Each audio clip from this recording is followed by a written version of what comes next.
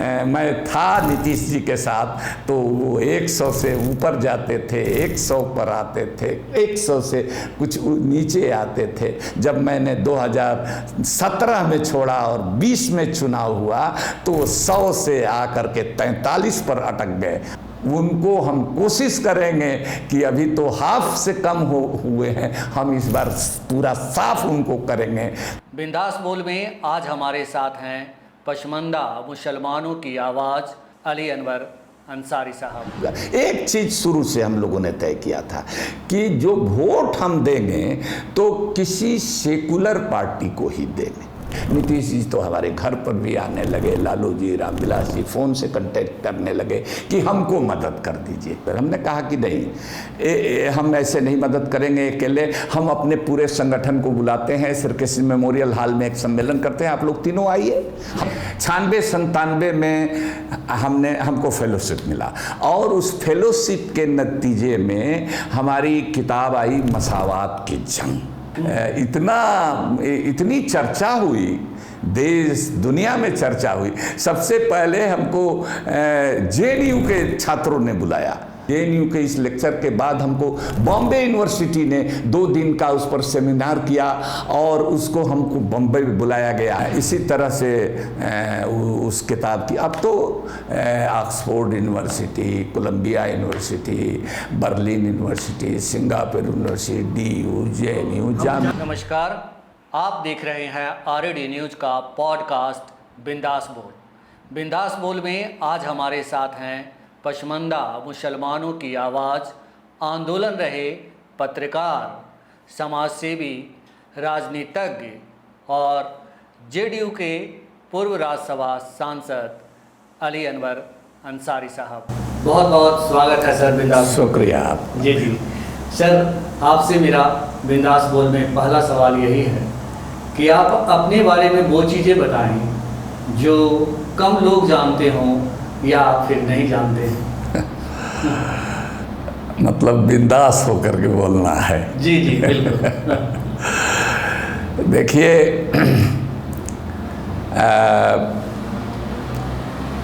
ये महज इत्तेफाक है कि इतनी चीज़ें हमारे परिचय के साथ जुड़ गई। जी। राजनीतिज्ञ से लेके और पसमानदा आंदोलन के नेता, पत्रकार, ये सब। लेकिन सच पूछिए तो मैं ऐसे मज़दूर परिवार में पैदा हुआ था और जिसकी माँ यानी मेरी माँ, जी मुझे याद नहीं है, मैं भावुक हो जाता हूँ जब माँ की याद आती है, तो वो उनको TB हो गया और मर गई। और TB इसलिए हुआ कि वो एक छोटे कहिए, वो भी मज़दूर परिवार की ही थी, लेकिन थोड़ी उनके घर में खेती बाड़ी भी था। तो वो आई जब हमारे अब्बा के साथ उनका निकाह हुआ, वो आई तो हमारे घर में तो बीड़ी बनती थी। हमारे पिताजी भी बीड़ी बनाते थे और हमारी फूफियाँ बीड़ी बनाती थी। दादी नहीं बनाती थी, दादा नहीं बनाते थे। दादा हमारे टमटम चलाते थे। हमारे पिताजी भी कुछ दिन टमटम चलाए, घोड़ा गाड़ी को टमटम कहते हैं। तो मेरी माँ को बीड़ी बनाने लगी यहाँ आकर के, तो उनको TB हो गया। TB उस समय कहा जाता था राज रोग, माने जिसको हो गया वो ख़त्म। लेकिन TB हुआ कैसे?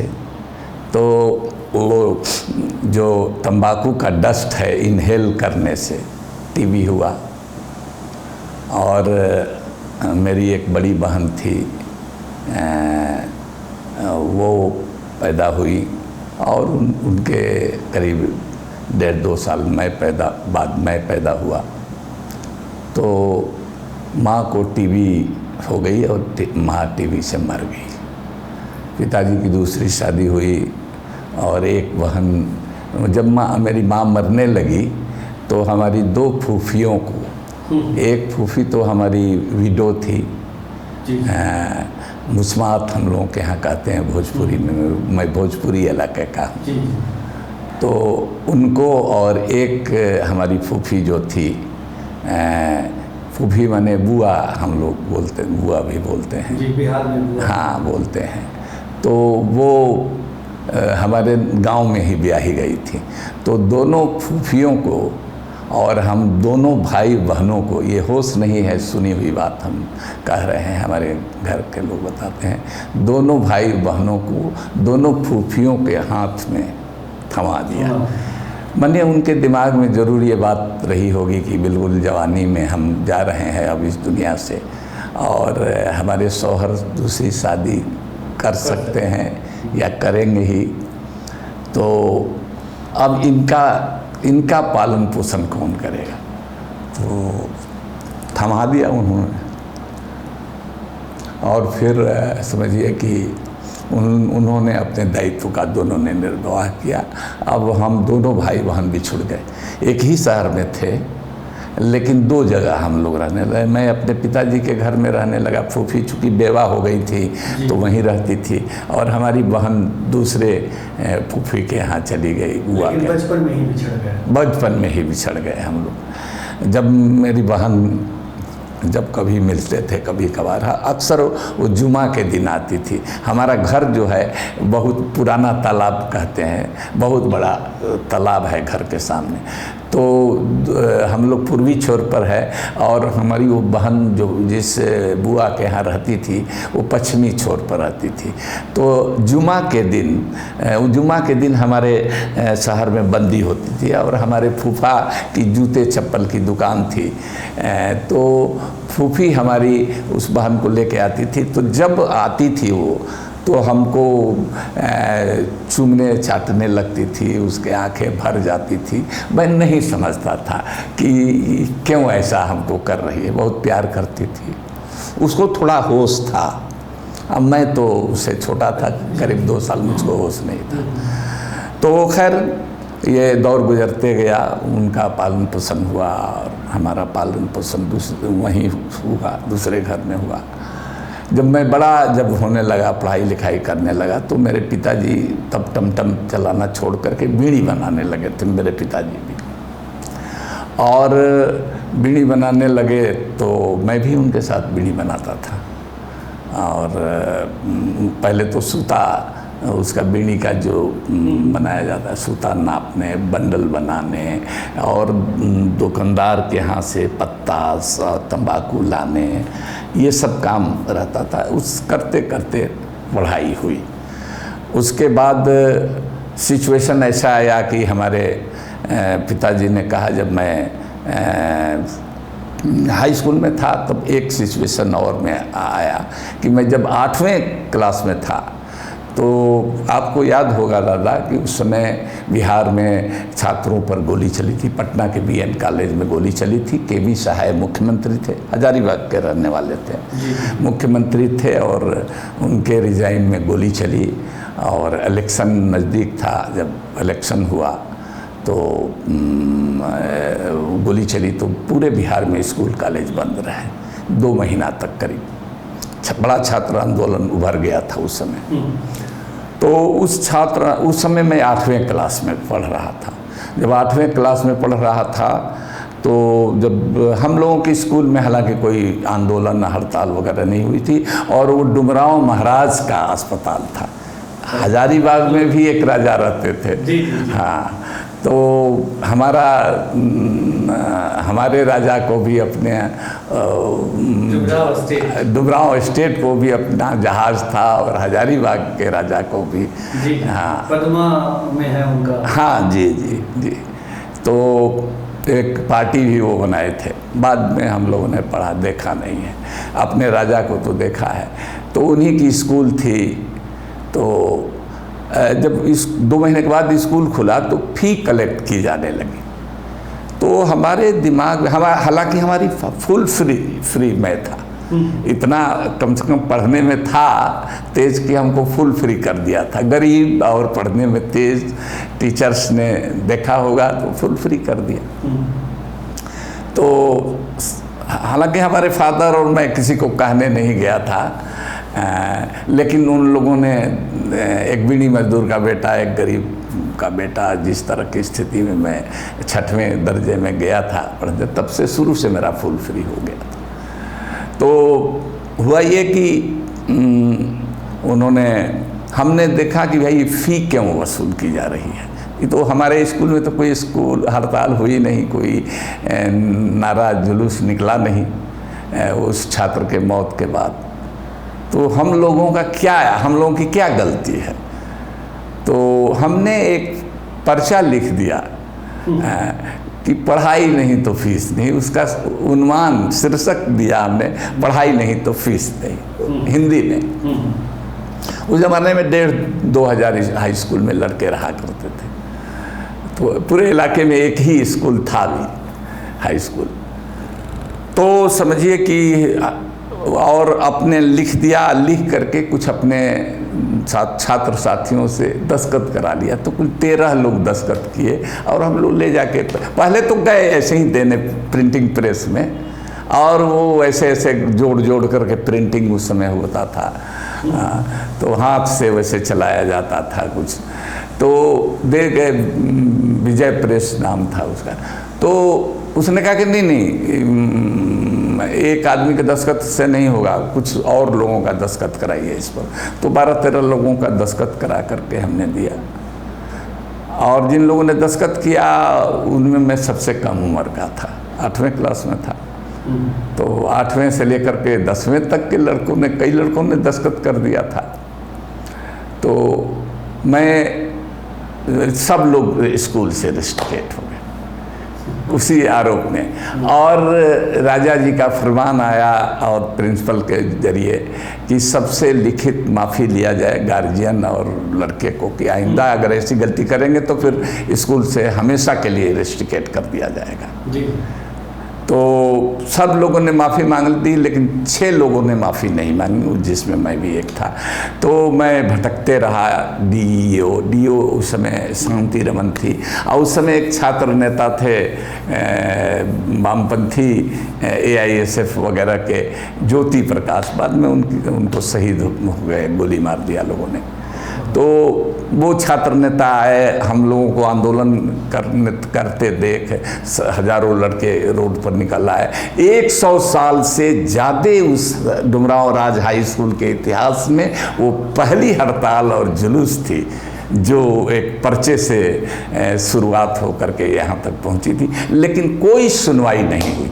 कुछ दिन बाद जो चुनाव हुआ और उसमें कर्पूरी ठाकुर जी शिक्षा मंत्री बने, तो हम लोगों को डीओ मोहतरमा मैडम शांति रमन उनका नाम था, उन्होंने बुला करके हम लोगों को रीइंस्टेट किया और लेटर निकाला। पहले नहीं सुन रही थी। देखिए, निज़ाम जब बदलता है, जब सरकारें बदलती हैं, और सरकार के महामाया बाबू उस समय चीफ मिनिस्टर हुए थे, हालांकि बहुमत था कर्पूरी ठाकुर जी को विधायकों में, लेकिन उस समय का जो दौर था, जो अपर कास्ट हेजुमनी थी, तो उस दौर में कर्पूरी ठाकुर जी को मन मार करके, बाद में जब पत्रकार हुए तो ये सब इस बात समझ में आई, तो वो डिप्टी CM बने और शिक्षा मंत्री। तो आपसे आप प्रभाव ये था कि हम लोग रीइंस्टेट कर दिए गए। तो यहाँ से यात्रा शुरू हुई, और फिर बीच में बहुत सारी घटनाएं हैं। मैं आगे बढ़ता हूँ कि जब मैं 12वीं तक पढ़ाई थी, 12वीं में कर लिया, और कॉलेज में DK कॉलेज डुमरांव, तब तक एक DK कॉलेज डुमरांव भी आ गया था। अपनी उसकी बिल्डिंग नहीं थी, किराए की बिल्डिंग में वो शुरू हुआ। तो उसमें फर्स्ट ईयर में नॉमिनेशन हो गया, तो एडमिशन हो गया। एडमिशन जब हुआ तो तब तक हमारे फादर ने कहा कि हमारा एक छोटा भाई था जिसका नाम शौकत अली था, तो मझला कहिए, उसके बाद भी एक छोटा हुआ, लेकिन उस समय वही था। तो हमारे फादर ने कहा कि शौकत पढ़ ले बड़न 7वां पास हो गइलन से हम तहार तू पढ़े में तेज बड़ा, हम तारा पढ़ाई नहीं छोड़ावल चाहत, इनकरा के कोनो दुकान उकान में काम लगा दा। अब हमरा से चलत नहीं खे कि दू लड़का के कुछ कमा लो, कुछ आप लोग कमाइए, आप लोग कमाइए, तो आपको हम नहीं रोक रहे छोटे भाई को। ये बात हमको मैंने दिमाग में घर कर गई और उस दिन से हमने कसम खा लिया कि अब हम स्कूल कॉलेज में नहीं जाएंगे और मैं नौकरी की तलाश में लग गया कि अब मैं नौकरी करूंगा, मेरा छोटा भाई क्यों नौकरी करेगा, वो पढ़ेगा, मैं तो कम से कम 12वीं कर लिया हूँ और फिर आगे के लिए एडमिशन भी हुआ।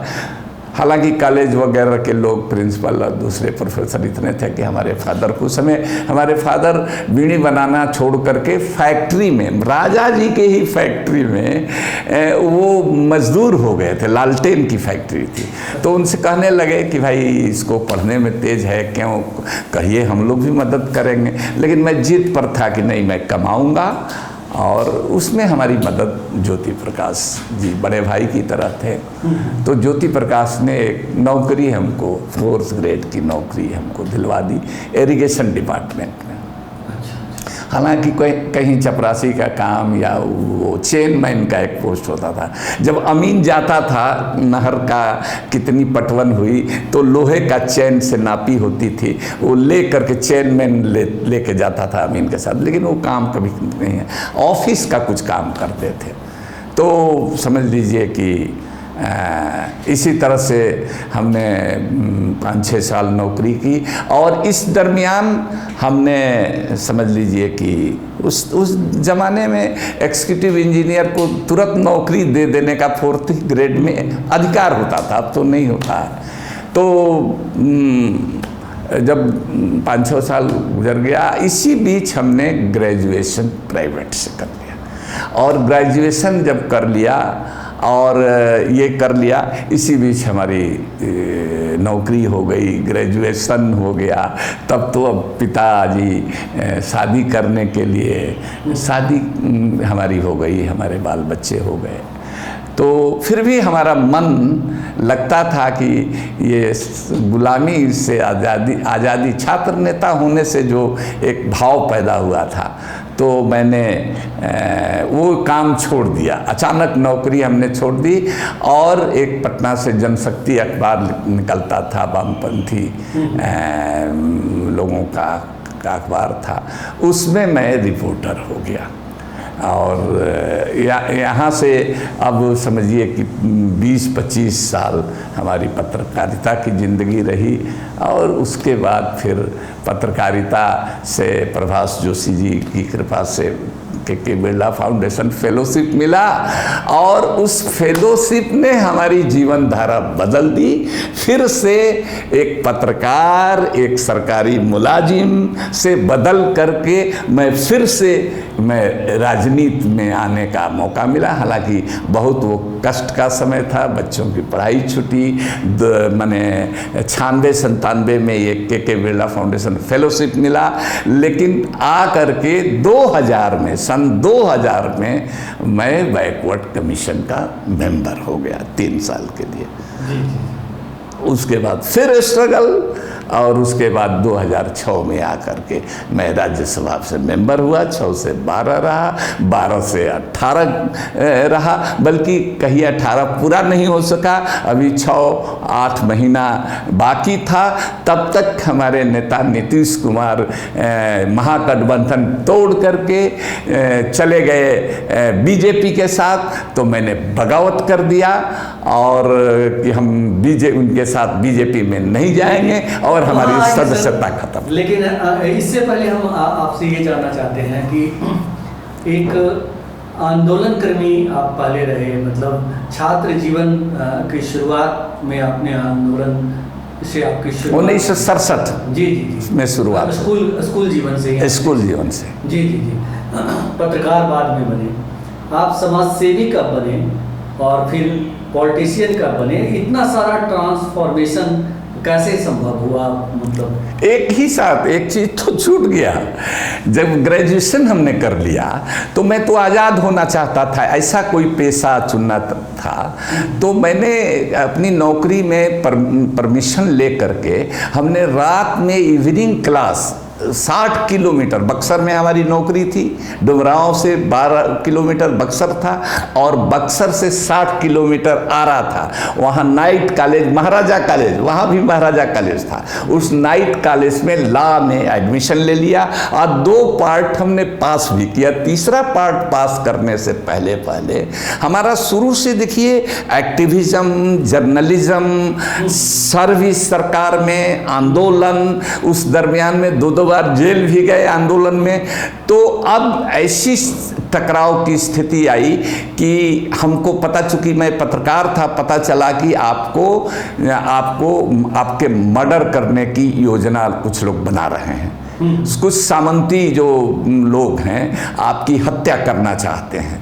और उसके पहले हमारे 3 साथियों की हत्या हो गई थी। ज्योति प्रकाश की दिन दहाड़े बस से खींच करके हत्या, एक हमारे बबन यादव की उनके घर पर चढ़ करके राइफल से गोली मार करके शाम में हत्या, एक नाथूराम चमार को ट्रेन से खींच करके हत्या। अब नंबर हमारा ही था और ये अगर मैं पत्रकार नहीं होता तो ये खबर हमको नहीं लगती, तो मुझको मेरे साथियों ने या मैं भी डर गया, तो हमने वो नाइट इवनिंग में जाना बंद कर दिया, क्योंकि लेट नाइट में 10-11 बजे तक, उस समय पैसेंजर ट्रेन में लाइट भी नहीं होता था। तो मेरे जब ये चला तो मैंने छोड़ दिया और छोड़ करके तब मेरा एक सपना टूट गया वकील बनने की। वकील इसलिए बनना चाहता था कि राजनीति में भी सक्रिय रह सकें और रोजी रोटी भी चले। तो तब हमने दूसरा रास्ता जर्नलिज्म का चुना। पहले छात्र जीवन में भी आंदोलन के दरमियान में भी रिपोर्टाज वगैरह लिखता था और लेटर टू एडिटर लिखता था। तो ये पत्रकारिता का भी स्किल डेवलप हो रहा था, लेकिन फुल फ्लेजेड एक और राजधानी में आकर के हमको मौका मिला, तो उसी सब लेटर टू एडिटर और कुछ रिपोर्ट छोटी मोटी लिखने से लोगों को लगा कि इसके अंदर तो एक पत्रकार है। तो हमको बुलाया तो हमने तो जनशक्ति आपने ज्वाइन किया, उसके बाद जनशक्ति के अलावा और नवभारत टाइम्स में हमने काम किया। उसके बाद हमने प्रभात खबर के लिए काम किया और उसके बाद हमने जनसत्ता में चले गए। उसके बाद और जनसत्ता से मैं स्वतंत्र भारत में गया। उसी समय प्रभास जी जब हमको जनसत्ता में हमारी राइटिंग से और हमारे लिखने के अंदाज से और ग्रास रूट से खबरें लाने के, स्टोरी कई ब्रेक करने की चीज़ों को उस पर नज़र गई होगी, तो हमको अपने से बुला को, मुझे और हिंदुस्तान अखबार के श्रीकांत को, 2 लोगों को फेलोशिप दिया 96-97 में। तो उस फेलोशिप ने हमारी जीवन धारा बदल दी। श्रीकांत मैं फिर नौकरी में नहीं गया, श्रीकांत तो फिर नौकरी में चले गए। जी जी जी। तो इतने जब आपको फेलोशिप मिल गया, आपने पासमानदा मुस्लिम महाज का स्थापना की थी, तो ये कब हुआ और किस तरह से, इसकी प्रेरणा कहाँ से आई? देखिए 1998 में 96-97 में हमको फेलोशिप मिला और उस फेलोशिप के नतीजे में हमारी किताब आई मसावात की जंग। और उस मसावात की जंग को अब छपवाने के लिए भी जंग शुरू हुई। लोग समझ नहीं रहे थे कि भाई ये क्या चीज़ है, क्योंकि मुसलमानों के अंदर जो कास्ट सिस्टम प्रिवेल करता है और इस तरह से जो हिंदू सोसाइटी में भेदभाव होता है यहाँ भी एग्जिस्ट करता है। लोग तो समझते थे कि सब मुसलमान एक हैं, उनमें तो छुआछूत, ऊंच नीच का कोई भेदभाव नहीं है। ये क्या चीज़ है, क्या बला है, कहीं बवाल मत हो जाए, तो डर करके कुछ लोग नहीं छाप रहे थे। तो ये आ करके मेरी किताब आई 2001 में।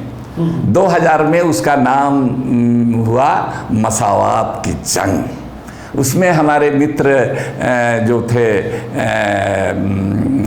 हेमंत जी हिंदुस्तान में थे, तो उनकी पत्नी थी नूतन जी। तो इन लोग हम लोग बैठते थे और हमारी ये पर डिस्कशन होता था कि ये ऐसे ऐसे। वो भी साहित्यकार थे और वो भी जेपी आंदोलन के आंदोलनकारी थे, तो उनको बहुत मज़ा आता था, हमारी बातों को नयापन था। तो ये किताब 2001 में छपी, और छपी तो साहब क्या कहना है, इतनी चर्चा हुई, देश दुनिया में चर्चा हुई। सबसे पहले हमको जेएनयू के छात्रों ने बुलाया और कहा कि आपको लेक्चर देना है जेएनयू का नाम सुन करके गांव के स्कूल में, हम लोग तो प्राइमरी स्कूल में बोरा का चट होता था पहले, अब तो प्लास्टिक में सीमेंट आता है, उसका ऐसे बैठने के लिए टेबल कुर्सी तो होता नहीं था मिडिल स्कूल तक, तो ले जाते थे, स्लेट पर पढ़ाई होती थी। तो उस तरह के माहौल में पढ़े लिखा आदमी गाँव के स्कूल में, तो अब जेएनयू का नाम सुन करके कॉलेज स्कूल में हम लोगों के लिए तो सपना भी नहीं मन में सोच सकते थे, लेकिन वो वास्तविकता का रूप नहीं ले सकता था। वहाँ लेक्चर देने जाना है। लेक्चर देने गया, जब मैं गया तो वहाँ जो दलित जो छात्र थे, अब तो कई प्रोफेसर हो गए हैं कई यूनिवर्सिटीज में, उस यूनिवर्सिटीज में भी हैं, उन्होंने कहा कि हम लोगों ने 100 मसावात की जंग खरीद करके अपने कॉलेज में, अपने यूनिवर्सिटी में स्टूडेंट्स को और टीचर्स को नहीं बेचा है। अच्छा। बंटवाया कहाँ से? छात्र बंटवाएंगे कहाँ से? जी।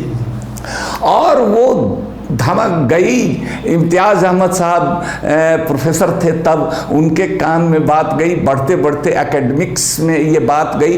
तो सबसे पहले उसके बाद जेएनयू के इस लेक्चर के बाद हमको बॉम्बे यूनिवर्सिटी ने 2 दिन का उस पर सेमिनार किया और उसको हमको बॉम्बे बुलाया गया कि आप आइए हवाई जहाज़ से होटल में रहिए। मैंने कहा कि बाप रे बाप, ये बम्बई हमने कभी देखा नहीं, कभी सिनेमा वगैरह में बम्बई का देखा था, बिल्डिंग वोल्डिंग, हम कैसे जाएंगे, कहाँ रहेंगे। तो इम्तियाज़ साहब ने कहा, हमको फ़ोन आया, कहा कि जो चलना है। हमने कहा कि सर हम तो बने बम्बई कैसे जाएंगे, कहाँ रहेंगे। तो उन्होंने कहा कि बरखुरदार, आपने ऐसा हंगामा बरपा दिया है कि आपके किताब पर ये पूरा सेमिनार है 2 दिन का। देश भर के सोशल साइंटिस्ट और पॉलिटिकल साइंस, एंथ्रोपोलॉजी के प्रोफेसर आ रहे हैं, इसमें आपको चलना है और की नोट एड्रेस देना है आपको। तो वहाँ मैं गया, पहली दफ़ा उतने हवाई जहाज़ से गया और ये किया और होटल में ठहरा। वहाँ भी डर लगने का अलग से बने सिलसिला है, इतनी ऊंची ऊंची सब बिल्डिंग। हमने कहा कि नीचे वाला हमको दिलवाइए, खाली रहे ग्राउंड फ्लोर पर तब तो मिले। तो किसी तरह से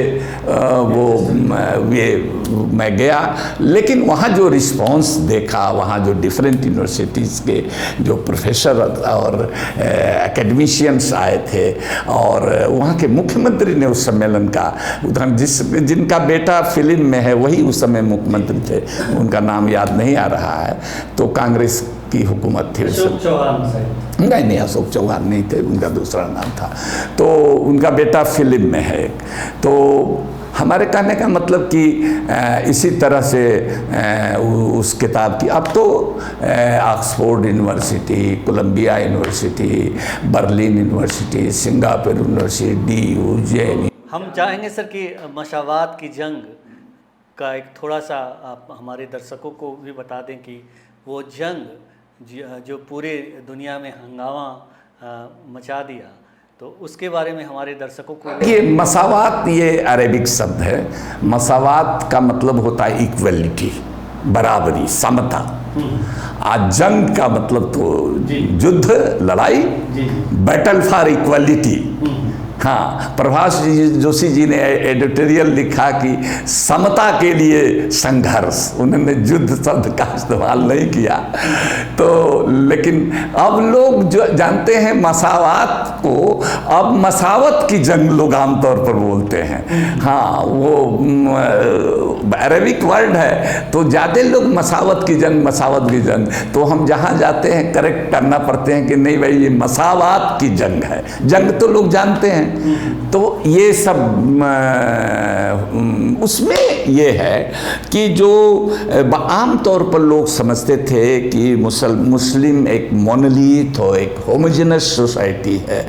यहाँ तक कि बहुत सारे एकेडमिशियंस, बहुत सारे पढ़े लिखे प्रोफेसर्स इस बात को समझते थे। मुस्लिम तो समझते ही समझते थे, लेकिन हमने कहा कि नहीं, ये मुस्लिम समाज में भी ये ऊंच नीच वाली, छुआछूत वाली बीमारी है। ये घून की तरह से ये मुस्लिम समाज को अंदर से कमज़ोर कर रही है, चाट रही है। इसने कहा, ये एक बात स्थापना हमने की। दूसरी बात ये स्थापना थी कि ये लगता है कि मुसलमानों, कुछ लोग मानते भी थे, तो कहते थे कि ये हिंदू समाज से छुआछूत के उससे प्रभावित होकर के, चूंकि इस्लाम बाहर से आया एक मजहब है, तो लेकिन लोग तो कन्वर्ट होकर 95 से 99% लोग कन्वर्टेड मुस्लिम हैं, यहीं के हिंदू समाज से ही कन्वर्ट होकर के उसमें गए हैं। तो ये स्वाभाविक भी था कि जिस तरह की बैकग्राउंड से आदमी दूसरे धर्म में गया है, वो एक बैग तो ख़त्म नहीं होगा, ये तो उस ब्लड में रहता है। हजारों साल हिंदू धर्म में छुआछूत, ऊंच नीच, ये सब चीज़ हजारों साल से ये बीमारी है। उसके खिलाफ कितना कानून, कितना आंदोलन हुआ, लेकिन वो कहीं ना कहीं अपने रूप में परिलक्षित हो जाता है। आज भी हो जाता है, बल्कि अब तो बढ़ गया है इस 14 साल के अंदर में।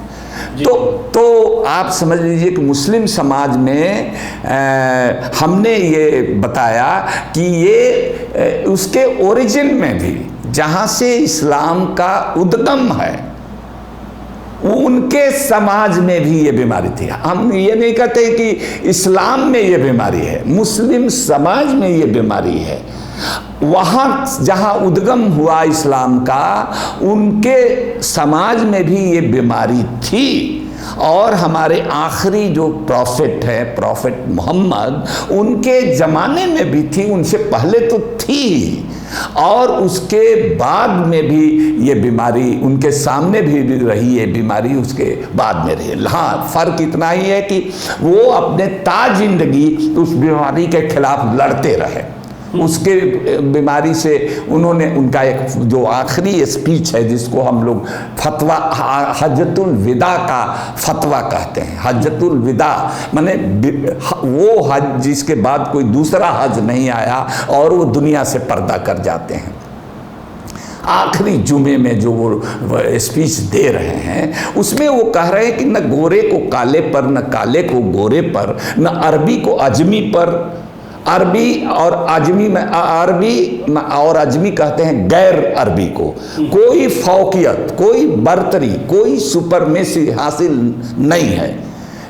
इट मीन्स कि रंग के बुनियाद पर, कबीले की बुनियाद पर, इलाके के बुनियाद पर कोई ऊंच नहीं, छोटा बड़ा नहीं है। अगर है तो तकवा की बुनियाद पर। तकवा क्या है? ईमान वाला, खुदा से डरने वाला, गरीब परवर, इंसाफ पसंद, उसी को तकवा कहते हैं। उसमें जो उसकी कसौटी पर जो खरा उतरेगा वो बड़ा है, न कि बिरादरी के बुनियाद पर, न कि गोरे काले के बुनियाद पर, न कि दौलत के बुनियाद पर, न कि कबीले के बुनियाद पर, जाति बिरादरी के बुनियाद पर। ये है। इट मीन्स कि अरब के समाज में भी ये बीमारी थी, और उसको हमने कोट किया है एकेडमिकली, जिसका किसी ने आज तक काट नहीं किया। उस एक हिदाया किताब है, जब तक मक्का से छपी हुई है, साल ईस्वी उस किताब में है, याद ठीक नहीं है, लेकिन उसके पहले तक कोई अरबी हिंदुस्तान की सरजमी पर पैर नहीं रखा था। उस किताब में ये बात है, उनकी मैथोलॉजी में, उनके जुरिस्प्रूडेंस में, जब तक कि हिंदुस्तान से कोई उनका टच नहीं था अरब का, कोई व्यापार करने, तब उनके जुरिस्प्रूडेंस में, उनके मैथोलॉजी में, उनके डिक्शनरी में ये शब्द कहाँ से आया? असराफ, अजलाफ, अरजाल, ये 3 शब्द आया कहाँ से? ये अरबिक शब्द हैं। अगर ये अरबी नहीं फारसी के होते तो समझते कि ये हिंदुस्तानी जुबान है। अगर उर्दू के होते तब तो उर्दू, हिंदी सब मिला जुला है। तो ये खांटी अरेबिक शब्द हैं। असराफ माने जो भद्रजन, आपके बंगाली में जो भद्रजन होता है, एलिट, उच्च वर्ग। जी जी। और अजलफ होता है, ये अशरफ, अजलफ होता है बीच वाला, माने आर्टिजन क्लास को अजलफ कहते हैं। और अर्जल माने दलित,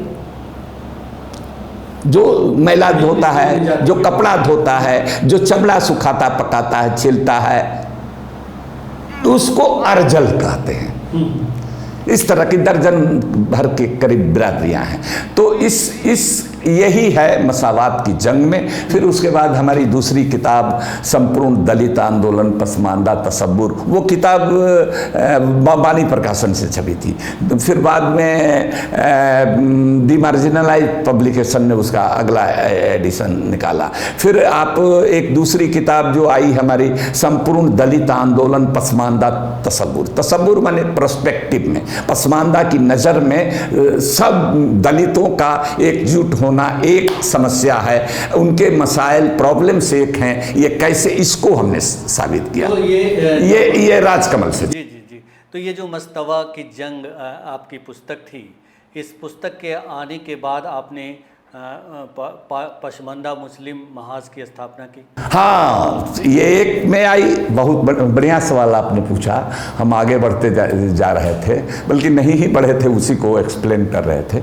तो हमने बताया ही कि जब मसावात की जंग आ गई, मसावात की जंग आई, तो उसके बाद मेरा एक्टिविज़म शुरू हो गया। मैंने फिर से नौकरी, हालांकि 1 साल बाद हम नौकरी ज्वाइन कर सकते थे, हाँ, जिस अखबार में थे उसमें भी या दूसरी जगह भी नौकरी ज्वाइन कर सकते थे। लेकिन लाखों लोगों की उम्मीदें, बिहार में हज़ारों लोगों की उम्मीदें हमसे वाबस्ता हो गई, जुड़ गई। और लोगों ने कहा कि भाई किसी तरह से इस तहरीक को मैंने चलाया जाए, आगे बढ़ाया जाए।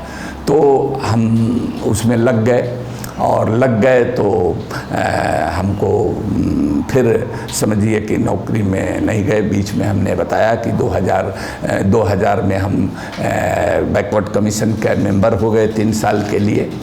तो उसके बाद भी हम इसके लिए संघर्ष करते रहे।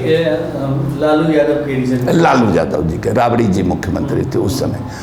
और हमने 2098 में एक पसमानदा मुस्लिम महाज बनाया, पहले बिहार के स्तर पर बनाया। लेकिन जल्दी ही जब ही हमने इसको बनाया, जितना विरोध जिस तरह से शुरू हुआ उसी तरह से इसका समर्थन शुरू हुआ। तो समझ लीजिए कि यूपी के लोग, मध्य प्रदेश के लोग, बंगाल, उस समय झारखंड नहीं बना था, उस समय उत्तर प्रदेश भी नहीं बटा था, बिहार था। तो सब लोग जुड़ने लगे, तो उसको ऑल इंडिया पसमानदा मुस्लिम महाज 98 में ये बना। और उसको बाद में 2004 आते आते ऑल इंडिया पसमानदा मुस्लिम महाज हो गया। पसमानदा माने होता है, ये फारसी का शब्द है, फारसी जो उर्दू फारसी हिंदुस्तानी जुबान है। पस मीन्स पीछे, अमांदा माने जो थक हार के बैठ गया, या तो हमारा कहना है कि थक हार के कैसे बैठता है आदमी, हिम्मत हार जाना। या तो उसको कोई पीछे ढकेल देता है जी। और नहीं तो वो कमज़ोर होता है, उसके अंदर ये एबिलिटी नहीं होती है, तो बैठ जाता है, चलने की क्षमता नहीं होती है, आगे बढ़ने की क्षमता नहीं होती है। तो पसमानदा, हु लेफ्ट बिहाइंड, जो पीछे छूट गया। Pasmanda is a neutral word, Pasmanda is caste neutral and religion neutral. ये है, न पसमानदा नाम की कोई जाति है एक सिंगल, और न कोई धर्म है। तो ये है क्या कि जितने भी हिंदू हो, मुस्लिम हो, सिख हो, ईसाई हो, जितने भी धर्मों में लोग हजारों साल से जिनको नीच समझा जाता है, अछूत समझा जाता है, जो हाशिए के लोग हैं, उन लोगों को अगर हम कोई दलित कहता है, पिछड़ा कहता है, तो हमने अपनी जुबान में, चूंकि मुस्लिम सोसाइटी में हमको काम चलन करना था, तो हमने ये पसमानदा चलाया। तो पसमानदा तो इतना तेज दौड़ा कि वो मसावात की जंग से भी आगे निकल गया। अब तो प्रधानमंत्री जी पसमानदा पसमानदा का झाल बजा रहे हैं। कोई बात होता है पसमानदा, वक्फ भी लाया पसमानदा, सौगाते मोदी पसमानदा, पसमानदा श्रेय यात्रा 3-4 साल से रट रहे हैं। दूसरी भी पार्टियां, तो वो तो जानते हैं दूसरे का आइडिया उनको चुराने में वो माहिर है। तो दिक्कत ये है, थोड़ा बदल देते हैं, रोड का नाम बदल देंगे, भवन का नाम बदल देंगे थोड़ा, तो इसमें तो उनको कोई सूझा ही नहीं, तो हमारा हूबहू चुरा लिया। तो ये पशमंदा मुस्लिम महाज की स्थापना हुई, आपने उनके हक और अधिकार के लिए सड़क पर उतरकर भी आंदोलन किया? एक बार नहीं, सैकड़ों बार बिहार विधानसभा का घेराव करना पड़ा, आंदोलन जुलूस निकालना पड़ा। उत्तर प्रदेश लखनऊ विधानसभा में जाकर के 2-2 बार घेराव करना पड़ा। और हमारे आंदोलन का ये प्रभाव था, 98 में हमारा ये संगठन बनता है और 2004 में जो यूपीए 1 की सरकार आती है, हम कहीं मेमोरेंडम लेके और डेलीगेशन लेके नहीं गए थे जी। लेकिन ये प्रभाव था पसमानदा की ये ताकत, मसावात की जंग की ये ताकत कि यूपीए 1 की सरकार ने Ranganath Mishra, chief justice of India retire की अध्यक्षता में रंगनाथ मिश्रा कमीशन बनाया और फिर उसके बाद एक सच्चर कमेटी बनाई। 2 कमेटी की रिपोर्ट आई, उसमें क्या हाल में लंबी कहानी है और कैसे कुछ काम भी बढ़ा, तब तक उसकी सरकार चली गई यूपीए की, बीजेपी आ गई। ये सर, आप पशमंदा मुस्लिम महाज की लड़ाई लड़ते लड़ते आप मतलब पूरी तरह से राजनीति में कब आ गए? 2006 में आपको राज्यसभा का सदस्य बना दिया। जी जी जी। आप जेडीयू के राज्यसभा। ये भी बहुत दिलचस्प सवाल आपने बीच में पूछ लिया। अब देखिए, इसको बहुत लंबा तो नहीं करेंगे, लेकिन इतना कहेंगे कि 2005 से पहले 5 के चुनाव में 2005 में चुनाव होना था। 2005 में 2 बार चुनाव हुए थे। 2 बार हुआ। तो 5 के पहले चुनाव में हमारे संगठन ने हमारा सोशियो और पॉलिटिकल ऑर्गेनाइजेशन जरूर है, पॉलिटिकल कोई पार्टी नहीं है, कोई रजिस्ट्रेशन हमने जानबूझ करके नहीं कहा, कोई एनजीओ नहीं है हमारा। अच्छा, एक बात हम बता, अच्छा, आपने हक की लड़ाई लड़ी। हाँ, बस एक अवेयरनेस, नाम देकर के अवेयरनेस पैदा किया। हाँ, तो हमने ये किया। तो 2005 के चुनाव में हम लोग जिसको हमारे संगठन से जुड़े, हमारे संगठन का कोई मेंबरशिप नहीं होता, रसीद नहीं कटती है जी। वो मेंबरशिप हैं जो विचार से हैं। तो समझ लीजिए कि 2005 के चुनाव में हमारे जो साथी थे, जिसको जो जहाँ वोट देना था बिहार में, वहाँ वोट दिया, आज़ादी थी, उसमें कोई बात। एक चीज़ शुरू से हम लोगों ने तय किया था कि जो वोट हम देंगे तो किसी सेकुलर पार्टी को ही देंगे, और उस सेकुलर पार्टी में जो फंडामेंटलिस्ट, मुस्लिम फंडामेंटलिस्ट हैं या हिंदू फंडामेंटलिस्ट हैं या मुस्लिम कम्युनल हैं, हिंदू कम्युनल हैं, उनसे हमारा अलगाव रहेगा। हम देंगे तो सेकुलर पार्टी को देंगे। ये एक हमारा पसमानदा मुस्लिम महाज का ये था। हाँ, कंसेप्ट था। ये भी था कि हमारे मेंबर इस तरह से था कि हमारे जो लोग हैं, अगर किसी कम्युनल पार्टी से उनका संबंध होगा तो हम लोग अपने साथ उनको नहीं रखेंगे। कम्युनल पार्टी में हम लोगों ने उस समय तक माने बीजेपी को माना था उस समय, बाद में ओवैसी साहब जैसे लोगों को, बुखारी लोगों को। तो हम लोग जब 2005 में सरकार नहीं बनी, नीतीश जी को 54 सीट आया, लालू जी को 74 सीट आया, रामविलास जी को 29 सीट आया। उस समय तीनों लोग हमारे यहाँ हमको कांटेक्ट करने लगे। नीतीश जी तो हमारे घर पर भी आने लगे, लालू जी, रामविलास जी फ़ोन से कांटेक्ट करने लगे कि हमको मदद कर दीजिए। आप समझ लीजिए कि जब पलरा बराबर का करीब करीब हो जाता है, सरकार नहीं बनती, रामविलास जी चाबी कह रहे थे कि सत्ता की चाबी हमारे पास है, तो थोड़े देर समय के लिए हमने नीतीश कुमार और लालू जी को मिला करके सरकार बनवाने का भी प्रयास किया। लालू जी से हमने बात की, लेकिन खैर उस प्रयास में लंबी कहानी है क्या क्या हुआ, लेकिन वो नहीं हुआ। तो 5 में जो दोबारा चुनाव हुआ प्रेसिडेंट रूल के बाद, तो हमको सब लोग पकड़ने लगे कि हमको मदद कीजिए, हमको मदद। हमने कहा कि नहीं, हम ऐसे नहीं मदद करेंगे अकेले, हम अपने पूरे संगठन को बुलाते हैं, श्रीकृष्ण मेमोरियल हॉल में एक सम्मेलन करते हैं, आप लोग तीनों आइए, हम लोग अपनी बात रखेंगे, आप हम जो कन्विंस कर देगा हम लोगों को उसके साथ हो लेंगे। तो पहले तो कहा कि अजीब बात कह रहे हैं, ये अगर ऐसा रहता तो हम लोग मिल के सरकार नहीं बना लेते कि आपके सम्मेलन में हम लोग जाएंगे। लोगों ने कहा कि अरे भाई आप हम हर तरह से मदद करेंगे, जो मदद कहिए, हम सिर्फ हमको बुलाइए, सम्मेलन कीजिए, आपको कुछ नहीं करना, लोगों को बुलाइए, खाली सम्मेलन कीजिए, हर व्यवस्था हम लोग देंगे। हमने कहा कि नहीं, दूसरे की व्यवस्था पर हम नहीं करेंगे, आना हो आइए, नहीं आना हो नहीं आइए। तीनों ने कह दिया कि नहीं आएंगे। लेकिन देखा, उन लोगों को पता चला कि नीतीश कुमार तो इसके घर जाने लगे, कई बार चले आए हमारे कई मित्रों को लेकर के। मछली से मछली फंसाया जाता है, पत्रकार है तो पत्रकार को फंसाने के लिए हमारे कुछ पत्रकार दोस्तों को पकड़ लेते थे जी। तो जब पता चला लालू जी को कि नीतीश तो जा रहे हैं, लगता है कि चले जाएंगे, तो नीतीश जी ने एक्चुअली कहा कि ठीक है हम आएंगे। उन्होंने ये कहा कि आएंगे, लेकिन आप एक साथ हम लोगों को मत बैठाइए, तीनों को अलग अलग टाइम स्लॉट। हमने कहा कि ठीक है। ये बात पता चल गई लालू जी को। लालू जी कहे, का हो अनवर भाई, नीतीश आ रहा है आप लोगों के सम्मेलन में?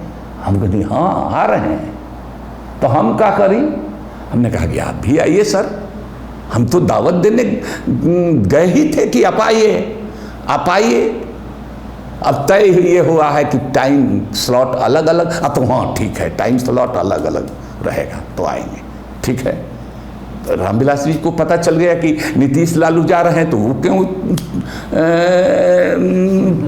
छूटे, तो उन्होंने कहा कि हम भी आ रहे हैं, टाइम स्लॉट अलग। अब टाइम स्लॉट कैसे तय किया जाए, तो वो हमने तय किया उम्र के ख्याल से। नीतीश जी उम्र में सबसे छोटे पहले आएंगे, लालू जी उसके बीच में आएंगे, और सबसे उम्र में बड़े रामविलास जी सबसे बाद में आएंगे। एक दिन पहले रामविलास जी ने हमको फ़ोन किया कि अनवर साहब हम तो बीमार पड़ गए, से हमको तो डायरिया हो गया, फूड पॉइजनिंग हो गई। हमारा सब प्रोग्राम बहुत महीन आवाज़ में बोल रहे थे, लगा बोलने से कि कुछ हो गया। हमने कहा सर कोई बात नहीं, अब बीमार तो कोई पड़ सकता है, हम भी बीमार पड़ सकते हैं। तो नहीं लीजिए, डॉक्टर से बात कर लीजिए। डॉक्टर को फ़ोन दबा, वो हेलो कर रहा। हमने उनसे भी कहा कि अरे हमको क्यों मने जलील कर रहे हैं, हम बीमार कोई पड़ सकता है डॉक्टर साहब। तो वो अपना बताने लगे कि ये दवा दे रहे हैं, ये दवा दे रहे हैं, ये दवा दे, अपना बताने के लिए कि सचमुच बीमार हो गए। हमने कहा कि सर ठीक है, लेकिन बाद में पत्रकार तो पत्रकार होता है, वो उसके अंदर अगर संदेह की भावना खत्म हो गई तो पत्रकार ही नहीं। हमने क्रॉस चेक किया उसको अपने कुछ पत्रकार मित्रों से जो उनका बीट करते थे उनकी पार्टी का, वाकई वो बीमार थे। नीतीश जी पहले आए, उन्होंने कहा कि हम आप लोगों की मांग से सहमत हैं, हमको बिहार में मुख्यमंत्री बनाइए, हमारी सरकार बनाइए, तो हम आप लोगों के राय मशविरा से काम करेंगे। और अभी एमपी हैं तो लोकसभा में हम आपका सवाल उठाएंगे। सवाल क्या था कि धर्म बदलने से इंसान की सामाजिक स्थिति नहीं बदलती है, यही हमारा सवाल है जी। हाँ, यानी जो कन्वर्टेड मुस्लिम हैं तो मुस्लिम में दलित भी है, मुस्लिम क्रिश्चियन में भी दलित है, जैसे हिंदू में दलित है वैसे इसमें भी है, वो स्टेटस उसको मिलना चाहिए, यही सवाल। उसका सूत्र वाक्य धर्म बदलने से सामाजिक स्थिति नहीं बदलती। इसको हमने तमाम सामाजिक जो सोशल साइंटिस्ट हैं उनको पढ़ करके अपने तजुर्बे से अपनी किताब में इसको स्थापित किया था। तो उन्होंने आए और ये कहा कि हम पार्लियामेंट में सवाल उठाएंगे। लालू जी आए, लालू जी ने कहा कि हमारी सरकार बनाइए, यहाँ हम पूरा मदद करेंगे आप लोगों को। और अभी हम दिल्ली, उस समय रेल मंत्री थे, तो अनवर भाई भोजपुरी में वो बोलते हैं कि अनवर भाई ये हफ्ता छोड़ के अगला हफ्ता में आओ आ तारा लोग के ले चल के सोनिया जी से आ मनमोहन सिंह जी से मिलाई आ तो हम लोग की जो केंद्र सरकार से मसला बा आप जान, हमने बताया कि सच्चर कमेटी बन गई है, रघुनाथ मिश्रा कमीशन बन गया है, तो हम लोगों को आप लोगों को मिलाएंगे। नीतीश जी ने क्या किया कि यहाँ से जाते संजोग से दो तीन दिन के बाद पार्लियामेंट का सेशन शुरू हो गया। पार्लियामेंट में इस सवाल को उठा दिया कि धर्म बदलने से सामाजिक स्थिति नहीं बदलती, मुसलमानों को में भी जो दलित हैं, ईसाइयों में भी दलित हैं, उनको वो स्टेटस मिलना चाहिए।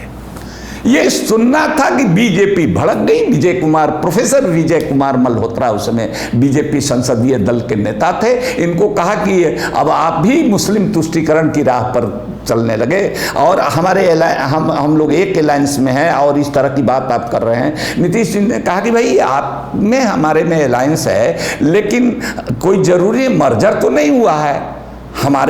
हमारे मुद्दों पर, कई मुद्दों पर मतभेद हो सकता है।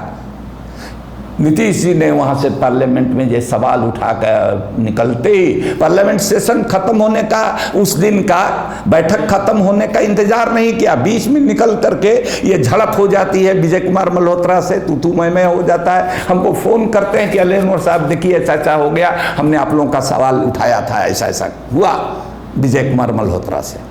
हमने कहा कि ठीक है सर, थैंक यू, आपने सवाल उठाया, हम देखें। वाकई निकल गया।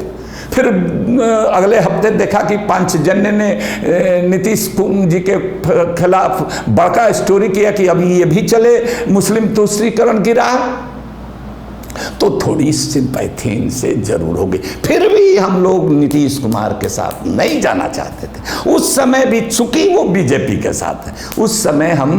उस समय भी आइडिया ये था कि हम लोग जा रहे हैं, लालू जी से अभी डिसीजन हम लोग नहीं लिया था, लालू जी से मिलेंगे, मनमोहन सिंह जी, सोनिया जी से मिलेंगे और हमारी बातों को रखेंगे और वहाँ से कुछ ठोस आश्वासन मिला तो हम लोग उनको मदद करेंगे इस चुनाव में खुल कर।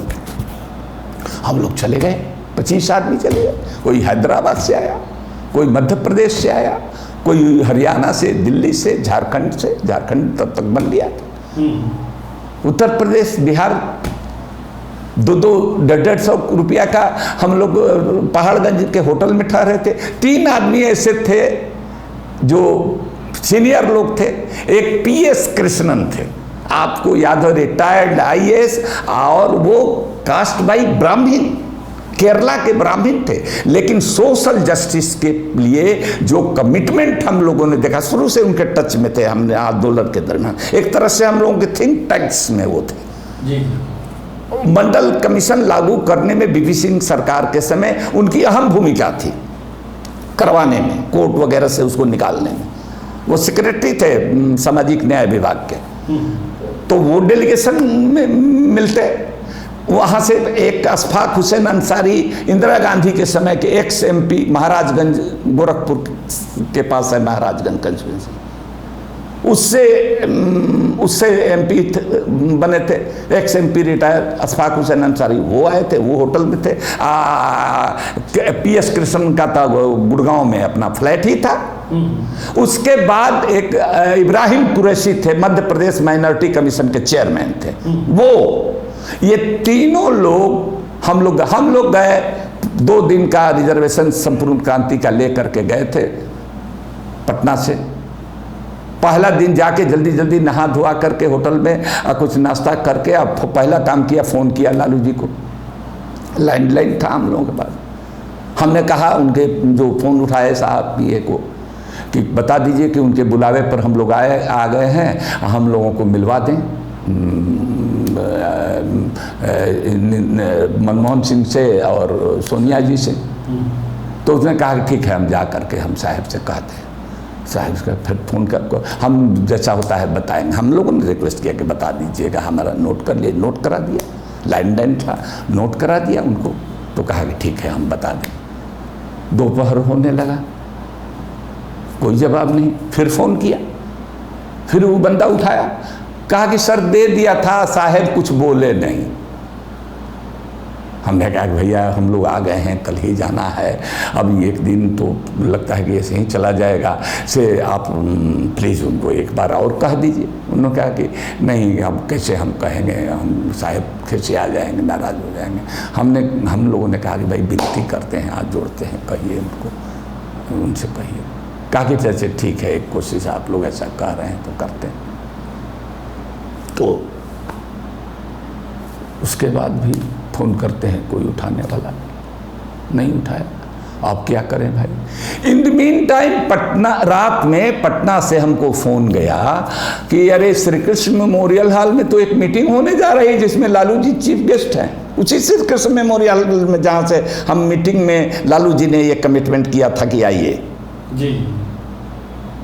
तो उसी श्री कृष्ण मेमोरियल हॉल में वो लालू जी चीफ गेस्ट हैं। 15 दिन 20 दिन के बाद वो मीटिंग होने वाली थी।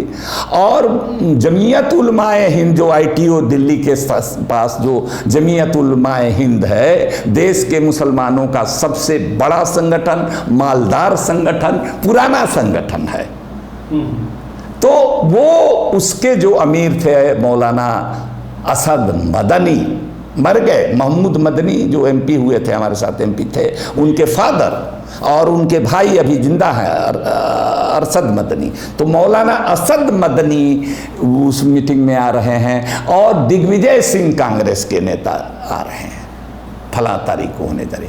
तब हमने समझा कि ओ ये तो पॉलिटिक्स हो गई। जो traditional Muslim religious as well as political social leadership है, शुरू से हम लोगों के खिलाफ किस तरह से थे, वो सब गोलबंद हो गए देश भर के। और लालू जी को जा करके डरवा दिया। बाद में हमने पता लगा लिया, कहा कि अली अनवर के फेरा में पड़े हैं। एगो खादी का झोला लेकर के चुटाहा चप्पल पहन के घूमते चलता है, पैदल पर ऑटो पर घूमते रहता है। आपको जिताएगा, उसको ऐसा मत चढ़ाइए कि मनमोहन सिंह से सोनिया गांधी से मिला दीजिए, से जान लीजिए उसको आप लोग मिलाइएगा तो हम लोग विरोध करेंगे। अब फिर आप कहीं के नहीं रहिएगा। डरवा दिया, वो डर गए। इसलिए हमको तो दूसरे दिन फिर हम समझ गए राज पॉलिटिक्स। फिर सबको बुला करके, फ़ोन पर सबको बुला के एक मीटिंग होती है, और मीटिंग करके हम लोग कहते हैं कि एक ट्राई और किया जाए। सबके सामने एक फ़ोन और लगाया, तो कहा कि संजोग से वही बंदा था। कहा कि सर हम दोबारा भी कह दिए थे, लालू जी कुछ नहीं बोले, से हम क्या करें।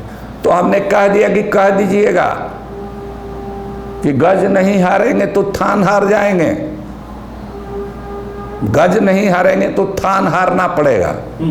और उसी समय बैठे बैठे हम लोगों ने सब लोगों ने कहा कि देखिए, हम जब ये बता दिया कि ऐसा ऐसा हो रहा है, तो सब लोगों ने कहा, जो सब लोग जुटे थे उसमें से PS कृष्णन साहब ने एक बहुत बढ़िया कोटेशन कहा कि देखिए लोहिया जी कहते थे कि रोटी को पलटते रहना चाहिए, नहीं तो रोटी जल जाती है, से पलटिए एक बार देखा जाए का। और इधर नीतीश कुमार बार बार जो मिलते थे कहते थे कि हमको बैसाखी हटा दीजिए, मुस्लिम तो वोट देता नहीं है, हम तो छक्का छोड़ा देंगे भाजपाइयों को। खूब बढ़िया से जानते हैं ये लोग जेल में क्या क्या करता है। और हम लोग इतना दिन JP आंदोलन में साथ में थे, RSS के लोग बहुत गंदा लोग हैं, से हमको लालू जी परेशान कर रहे हैं, और हमने इनको बनाने में मदद की इनको। लेकिन देखिए ऐसा न है, से आप लोग मदद कीजिए हम लोग। तो हम लोगों ने कहा कि चलिए एक बार देखते हैं इनको। तो ज़्यादा कुछ नहीं, ऐलान वहाँ नहीं किया, हम पटना आकर के किया, इसलिए कि भाई बड़ी मीटिंग करेंगे अपने संगठन के लोगों की। और यहाँ फैसला किया कि हम लोग नीतीश बवाल मचा। अब लालू जी का फ़ोन आया, रामविलास जी का फ़ोन आने लगा।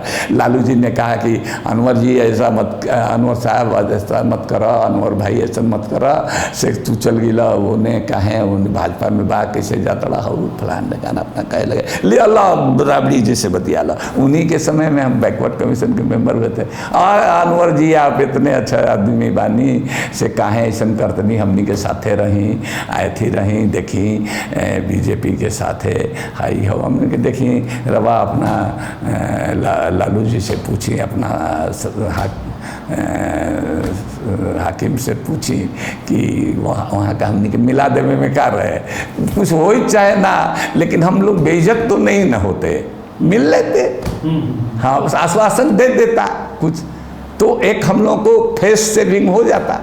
हम लोग तो चाहते थे मदद करना, लेकिन वो भी नहीं रहने दिया। अब हमारे विरोधियों के साथ मीटिंग करने लगे तो अब तो हमने कदम बढ़ा दिया, अब पीछे नहीं हटेंगे। बढ़ा देते हैं तो पीछे नहीं हटते हैं, बढ़ा दिया। हमारे सब प्रोफेसर लोग टीचर लोग मना करते रहे कि नहीं बउआ तू पढ़ा, हम मदद करब, ये मदद करब। हमको पढ़ने में मदद भी किए थे। जब हमारा फ्री शिप टूट गया था, एक बात छूट गई कि जो स्कूल में फ्री शिप टूटा सो टूटा ही रह गया, लेकिन हमको कभी फ्री शिप अपने पॉकेट से पैसा नहीं देना पड़ता। तो पढ़ाई के लिए पैसा नहीं था फादर के पास, वो टीचर लोग हमको पढ़ाते रहे।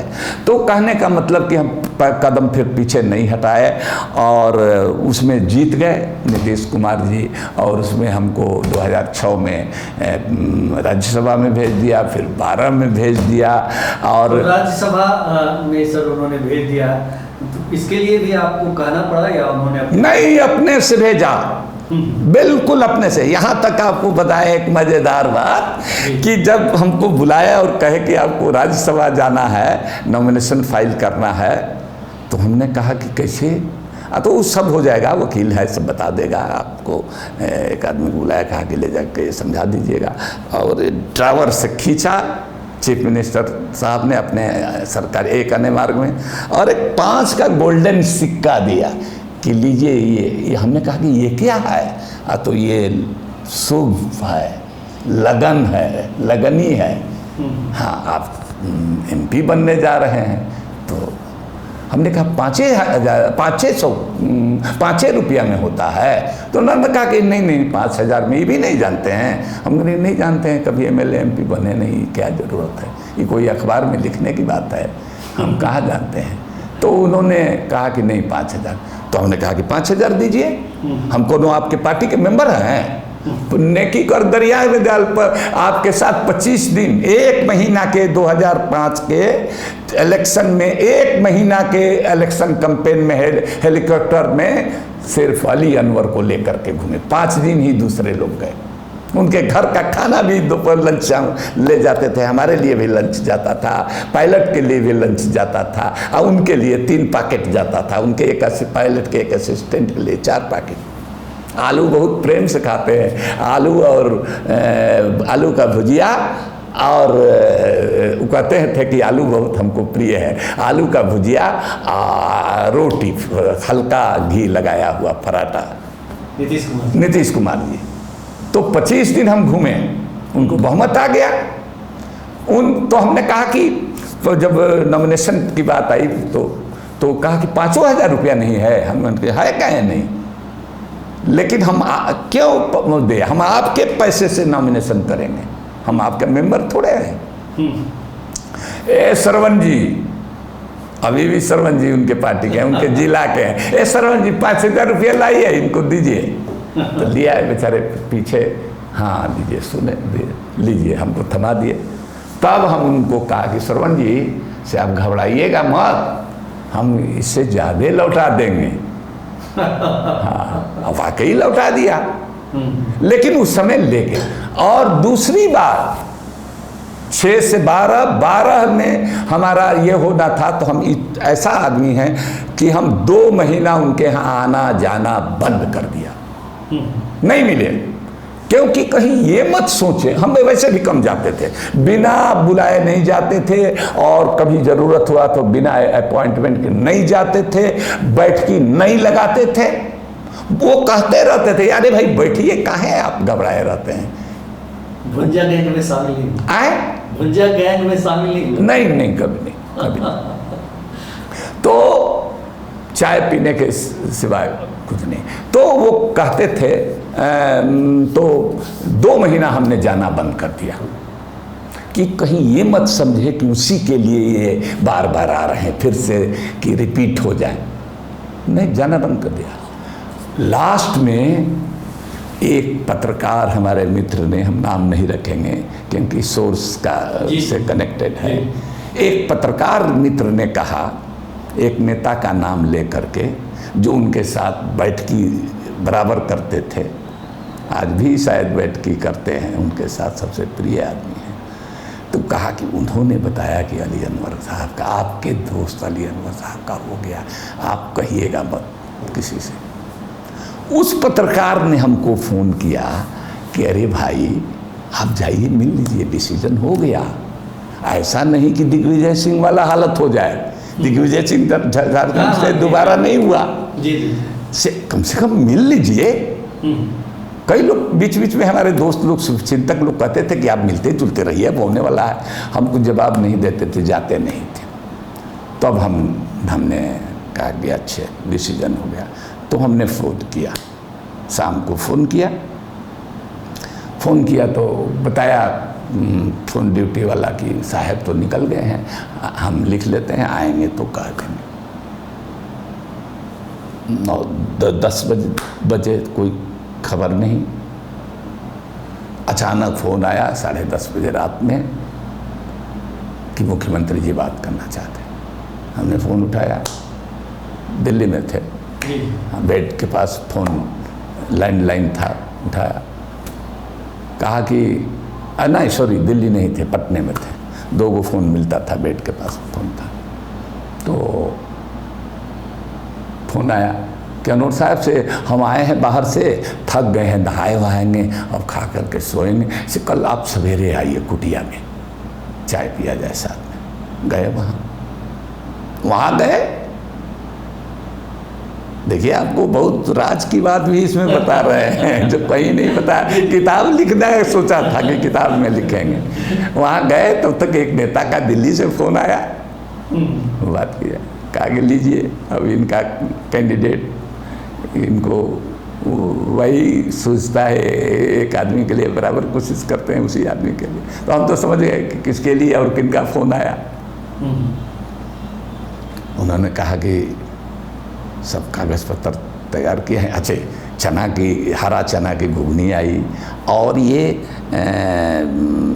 क्या कहा है, बिजदाना का रस, छोटा गिलास में बिजदाना का रस आया।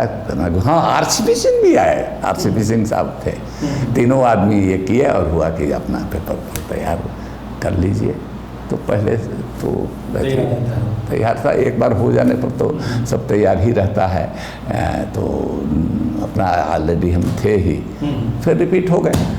तो मुझको तो पीयूष गोयल, जब बगावत किया हमने, तो पीयूष गोयल आए, पार्लियामेंट के 12 नंबर गेट से निकल रहे थे, मीडिया के लोगों के सामने हमको हाथ में हाथ लगाकर अचानक गाड़ी रोक के निकल के आए हम लोगों की तरफ। 2-3 पत्रकार बात कर, कहाँ पे लगे, अरे आप तो क्या है भाई पीयूष गोयल साहब, तो चलिए मोदी जी बैठे हुए हैं और आपकी कदर हम लोगों के यहाँ ना है, आप चलिए हमारे साथ, हम लोगों के साथ आप चुप रहिए, खाली अभी कुछ मत बोलिए, जितना बोल दिए। नीतीश से हम लोगों की कोई हमदर्दी नहीं, आप जो बोलना बोलिए नीतीश के खिलाफ, बस खाली चुप रहिए। आप जो चाहते हैं हम लोगों के तरफ से, हम लोग आप ही को नहीं, आपके और एक आध आदमी को एडजस्ट किया जाएगा, आप खाली चलिए। हम नहीं ना भागते हैं।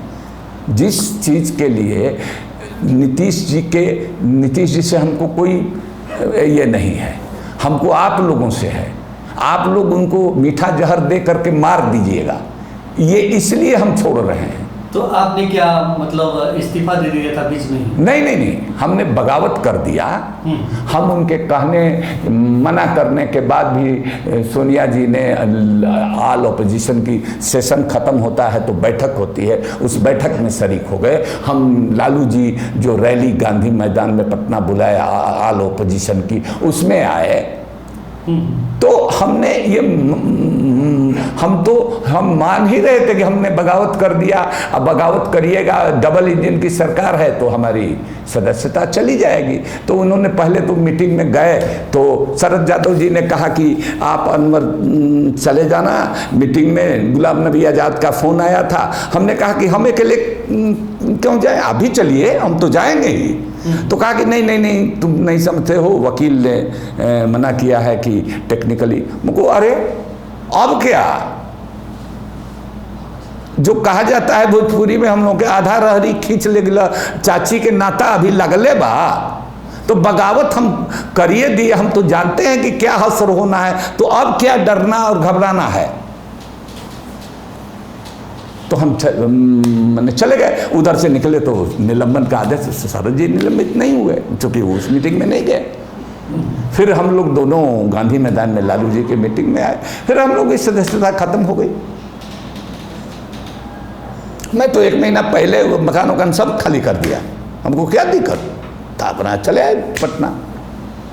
बेटा बेटी हमारा पहले से वहाँ सेटल हो गया था, बहू कॉलेज में पढ़ाती थी। उन लोगों ने एक छोटा सा घर वहाँ से 50 किलोमीटर दूर यूपी में ले लिया था, उसमें अपना चला गया। वो लोग चला गया, हम मियाँ बीवी यहाँ चले आए, यहाँ रह रहे। लेकिन सर सवाल उठता है कि जब आप राज्यसभा में गए तो जिसके हक हुकूक की लड़ाई आप लड़ रहे थे, पशमानदा मुस्लिम समाज की, तो एक अधिकार मिलने के बाद, संसद में जाने के बाद, उनके अधिकार के लिए, उनके हक के लिए आप कितनी आवाज़ें बुलंद कर पाए और क्या कुछ कर पाए, उसका कुछ? हमारे पीछे तक तो कोई इतिहास नहीं है कि जिस तरह का सवाल हमने मसावात की जंग के जरिए उठाया और जिस तरह का हम काम करते थे वो सवाल पार्लियामेंट ने किसी ने उठाया। उस पर एक मुकम्मल किताब, हम लोगों की सदस्यता ख़त्म कर दी गई। आप जानते हैं कि सदस्यों को बजाते सम्मानित किया जाता है, मोमेंटम देख करके। प्राइम मिनिस्टर प्राइम मिनिस्टर रहते हैं, उपराष्ट्रपति रहते हैं, और उनके बीच तमाम एमपीज के बीच जितने हर 2 साल के बाद लोग रिटायर होते हैं। तो हमको 18 में रिटायर होना था, 9 महीना बाद। तो एक फंक्शन होता, उसमें मेमेंटो दिया जाता। तो हम लोग तो निलंबित किए गए और सदस्यता ख़त्म हो गई तुरंत। और सदस्यता ख़त्म होने के बाद तो हम लोग तो एक तरह से गर्दनिया पासपोर्ट दे करके बाहर कर दिए गए। तो बाहर कर दिए तो हमारी विदाई कैसी, हमारा स्वागत कैसा। लेकिन देखिए पत्रकारों को और एक्टिविस्ट लोगों को देखिए कि कुछ लोग निकले। उसी में मैं बता रहा था कि मेरी किताब मसावात की जंग को दी मार्जिनलाइज पब्लिकेशन ने छापा है। 15 दिन के अंदर हम पर एक किताब निकाल दी कि पार्लियामेंट में इन्होंने पसमानदा मुसलमानों के लिए कितना सवाल उठाया। एक किताब, और न सिर्फ पसमानदा मुसलमानों बल्कि हिंदू और सभी धर्मों के दलित, पिछड़ों, आदिवासियों और हर जायज सवाल पर, पूरे देश के सवाल पर, न सिर्फ बिहार के सवाल पर इन्होंने ये सवाल, एक किताब छपी। उस किताब का एक हमसे सीरीज ही एक शुरू कर दिया उस प्रकाशक ने कि भारत के राजनेता सीरीज। उस सीरीज की पहली किताब मेरी निकली जिसमें ये सारी बातें पार्लियामेंट में क्या क्या हमने इन पसमानदा के सवाल पर, और दूसरे धर्मों के जो हमारी अवधारणा थी कि पसमानदा सभी धर्मों को, पसमानदा कोई एक धर्म और एक जाति नहीं है, तो सभी धर्मों और जातियों को, विभिन्न जातियों के लोगों के जो सवाल हैं, उनकी जो वेदना है, उनकी जो पीड़ा है, दर्द है, उनका जो हकमारी है, उसको हमने कैसे उठाया। उस पर एक किताब है जिसका नाम है भारत के राजनेता सीरीज की पहली की पुस्तक। और पटना दिल्ली के कॉन्स्टिट्यूशन क्लब में बड़े वाले, छोटे वाले नहीं, बड़ा जो तीनों हटा करके एनेक्सी कहा जाता है उसको, उसमें एक फंक्शन हुआ जिसमें सभी पॉलिटिकल पार्टियों के अपोजिशन के लीडर्स आए और भव्य स्वागत के साथ हमारी किताब का विमोचन हुआ। उसमें यहाँ तक कि बीजेपी के शत्रुघ्न सिन्हा भी आए और उस दिन के प्राइम टाइम में एनडीटीवी, एबीपी, आज तक, माने 3 बड़े चैनल्स के प्राइम टाइम में हमारी किताब शत्रुघ्न सिन्हा और दूसरे नेताओं का, उसमें से कई लोग मर गए। शरद यादव जी मर गए, उसमें सीताराम येचुरी साहब मर गए। मैंने इस तरह से सभी अपोजिशन पार्टियों के लोग एमपी जुटे और जो कहा जाता है न भूतो न भविष्यति, उस तरह से धूमधाम से हम लोगों की पार्लियामेंट से विदाई हुई। जी। लेकिन सीएम नीतीश के बारे में कहा जाता है कि अपने विरोधियों को वो टॉलरेट नहीं करते हैं, मतलब इतनी क्षमता नहीं है उनमें कि उनको शाह सकें। सही कहा, लेकिन वो अकेले नहीं कर सकते थे। जो हम तो कोई क्रॉस थी पार्लियामेंट में जो कहा जाता है फ्लोर क्रॉस नहीं किए थे कि हमारी सदस्यता चली जाती। हम तो कोई ऐसा बयान नहीं दिए थे, ऐसी कोई कार्रवाई नहीं किए थे कि इस बिल के पक्ष में उस बिल के, ऐसा तो कुछ नहीं किए थे। हमने सिर्फ इतना कहा था कि उन्होंने कहा था कि हम अपनी अंतरात्मा की पुकार पर हम महागठबंधन तोड़ करके हम एनडीए अलायंस में जा रहे हैं, यही कहा था, अंतरात्मा की पुकार। उसी का हमने एक लाइन में जवाब दिया बगावत में कि मेरा ज़मीर गवारा नहीं करता कि वो जहां गए हैं उनके साथ मैं भी जाऊं। बस इतना ही कहा था। ये कोई सदस्यता खारिज करने का, समाप्त करने का कारण तो नहीं बन सकता है, लेकिन इसी आधार पर कि अपोजिशन की मीटिंग में गए, ये उस मीटिंग में, जिस मीटिंग में जाने के लिए सदस्यता खत्म हो, एक कारण वो भी बना गांधी मैदान की मीटिंग। उस मीटिंग में नीतीश कुमार जी भी जाने वाले थे, इनका भी नाम छपा था पहले अपोजिशन में, चूंकि पहले अपोजिशन में थे महागठबंधन में, तो हम चले गए। तो इससे थी क्या है भाई, तो सदस्यता समाप्त करने के लिए नहीं, लेकिन ये थे वेंकैया नायडू साहब थे, सभापति थे, उपराष्ट्रपति थे, और डबल इंजन की सरकार थी। मोदी जी की इच्छा थी कत्ल करो, कत्ल कर दिया। ये बताएं सर कि नीतीश जी अक्सर कहते हैं कि बिहार में 2005 से पहले कुछ भी नहीं था, जो कुछ है जो हमने बनाया। कई उदाहरण वो देते हैं। आमतौर पर वो कहते हैं कि बिहार में उसके 2005 से पहले जंगल राज था। तो आप कैसे देखते हैं सर? कई लोग तो इतना तक कहते हैं कि लड़कियां 5 बजे के बाद घरों से बाहर नहीं निकलती थी। तो क्या सचमुच ऐसी स्थिति थी बिहार की कि 2005 से पहले लड़कियां घरों से बाहर नहीं निकलती थी, या शाम के बाद घरों से बाहर नहीं होती थी? सचमुच जंगल राज था? देखिए, नो डाउट कि नीतीश कुमार जी ने, हम हट गए तो इसका ये मतलब नहीं कि उन्होंने काम नहीं किया। जो विकास की अवधारणा जो अभी दौर में चल रही है उसके अनुसार, हालांकि वो वास्तविक विकास नहीं है।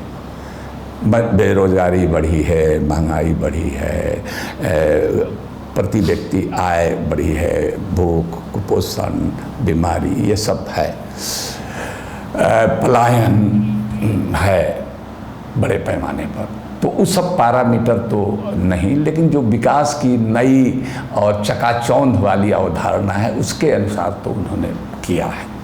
दूसरी चीज़ ये कि कुछ लोगों को नौकरी वगैरह भी उन्होंने दी है, टीचर्स वगैरह में, और रोड वगैरह में, बिजली में, ये सब में सुधार हुआ है, कई अच्छे काम हुए हैं। लेकिन ये कहना कि मैंने जंगल राज वगैरह लालू जी के समय में, तो वो कोई कुछ अतिरेक ही था और कुछ बेस्ट हो करके लालू यादव जी के कार्यशैली से जो लोग नाराज रहते थे, जिन तबकों के लोग, वो लोग जिस तरह से मीडिया और जुडिशरी भी उसमें कमेंट करता था, तो आज भी लॉ एंड ऑर्डर की स्थिति को खराब है। आज भी कम्युनल राइट इनके समय भी हुआ है, इनके समय भी मॉब लिंचिंग हुई है, तो उस पर विस्तृत हम बात करेंगे। लेकिन जो भी प्रचलित अवधारणा है विकास की, बड़े बड़े बिल्डिंग बने हैं, रोड बने हैं, ये सब बने हैं, लेकिन ये भी बने हैं कि पुल बड़े बड़े पुल नदियों पर वो धराशायी भी हो गए हैं, पूरे तरह से उनका उद्घाटन भी नहीं हुआ कि धराशायी भी हो गए हैं। ये सब भी हुआ है। दिन दहाड़े हमारे अपने ज़िले में 30-35 लाख के आप तनिष्क का कह रहे, तनिष्क के शोरूम से दिन दहाड़े कई जगह लूट हुई, बैंक लूटे जा रहे हैं, मर्डर हो रहा है। ये सब तो कहने की बात नहीं है, लेकिन हमारा एक ही चीज़ से ज़्यादा मतभेद था नीतीश कुमार जी से कि वो कम्युनल फोर्सेस के साथ वो भी वो अंतर है। एक अटल बिहारी वाजपेयी भी आइडियोलॉजिकली तो उस समय भी बीजेपी कम्युनल पार्टी ही थे, लेकिन उनका थोड़ा सा ऐसा व्यक्तित्व था कि मिला जुला करके ले चलते भी थे। इस तरह से खुलेआम जो विभाजन और जहरीलापन का बात नहीं करते थे, समाज को बांटने वाला। तो अभी के दौर में ये हमारी मुख्य शिकायत थी। व्यक्तिगत कोई उनसे हमारी शिकायत नहीं है, हमारा बहुत ही मान सम्मान रिस्पेक्ट था, और दूसरी तरफ मैं भी उनको बहुत मान सम्मान देता था, रिस्पेक्ट देता था, और मैं उनसे कभी कोई ट्रांसफ़र पोस्टिंग और कोई शिकवा शिकायत गुटबाजी के फेरे में नहीं रहता था। इसके लिए मेरा भी बहुत मान सम्मान वहाँ था। जी जी जी। बस एक आखिरी सवाल आपसे कि जिस तरह से अभी कुछ महीनों में कहें या 1 साल के अंदर कहें, सीएम नीतीश सार्वजनिक तौर पे उनके व्यवहार को लेकर के कई चर्चाएं हैं। कई बार उन्होंने कुछ ऐसा किया है सार्वजनिक जीवन में जिसको लेकर के कयास अटकलें लगाई जाती है कि इनकी मानसिक स्थिति ठीक नहीं है, और अब नीतीश कुमार पहले वाले नीतीश नहीं रहे। लेकिन जेडीयू कर रही है 2025 फिर से नीतीश, और बीजेपी इस पर एक तरह से मौन समर्थन कर रही है। विधानसभा के चुनाव अब कुछ महीने के बाद होंगे, कैसे देखते हैं सीएम नीतीश को? देखिए, पहली बात तो उनके स्वास्थ्य के बारे में, मानसिक स्वास्थ्य के बारे में तो लगता तो ऐसे ही है जिस तरह की बातें पार्लियामेंट में या बाहर। अभी पिछले दिन जो प्राइम मिनिस्टर आए थे पटना में, उस समय भी उनको जब संबोधित कर रहे थे तो उनके नाम की जगह पर अटल बिहारी वाजपेयी जी का नाम ले लिया। एक कोई पौधा संरक्षण वाली बात थी तो उस विभाग के सिद्धार्थ जी को के सर पर वो गमला रख दिया। तो इस सब चीज़ों से तो लगता यही है कि उनकी मानसिक स्थिति, इस स्वास्थ्य की बात है, किसी को भी कोई बीमारी हो सकती है, और बिल्कुल चिंता भी होती है, तरस भी आता है।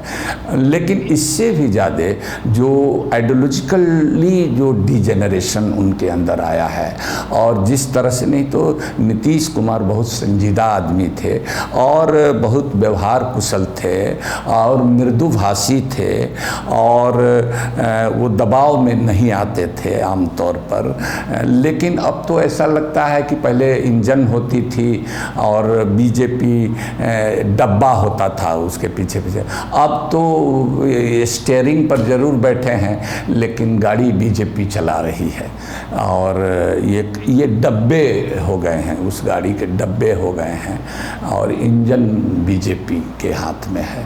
तो ये एक इस स्टेट के लिए, इस देश की राजनीति के लिए ये नहीं है। लेकिन रही बात आप जो पूछ रहे हैं आने वाले चुनाव में, अब तो मैं कांग्रेस से मैं जुड़ गया हूँ, हालांकि मैं अभी सिंपली मैं मेंबर हूँ, हमारी वैसी कोई हैसियत नहीं है कि उनकी कोई नीतियों को और उनके कार्यक्रम को मैं प्रभावित कर सकूं। लेकिन राहुल जी के जो विचार आए हैं दलितों के बारे में, पिछड़ों के बारे में, जाति जनगणना के बारे में, मुझे इस बात का फ़ख्र हासिल है कि 18 दिसंबर 2009 को सबसे पहले हमने जाति जनगणना का सवाल पार्लियामेंट में उठाया था।